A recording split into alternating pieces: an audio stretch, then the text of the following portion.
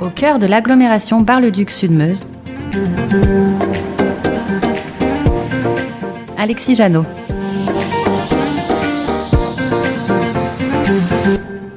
Bonjour à tous.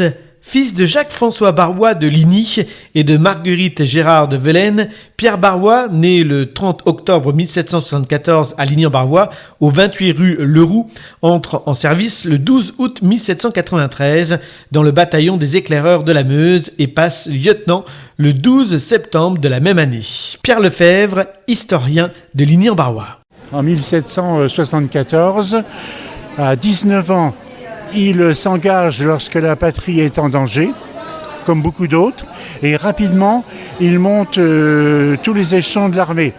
Il devient rapidement lieutenant et ensuite chef de bataillon, colonel, général très rapidement.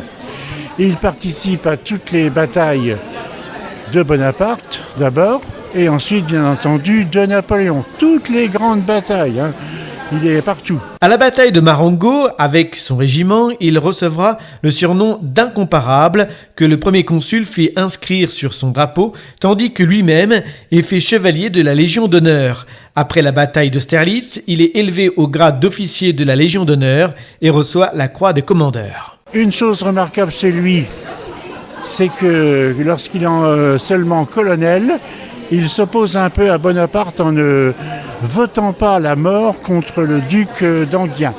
Il était, excusez-moi l'expression, gonflé de s'opposer ainsi à Bonaparte qui était déjà très très autocrate. Le 14 février 1807, Barrois est promu au grade de général de brigade.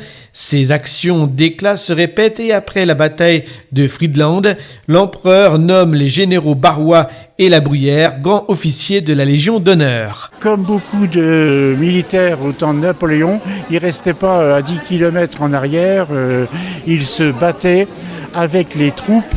Et il a fait partie d'ailleurs des meilleurs régiments comme celui de la Garde. Il a été blessé à Waterloo et puis il est parti en retraite. Il a ensuite eu quelques postes, on va dire, honorifiques. Donc un homme qui s'est battu.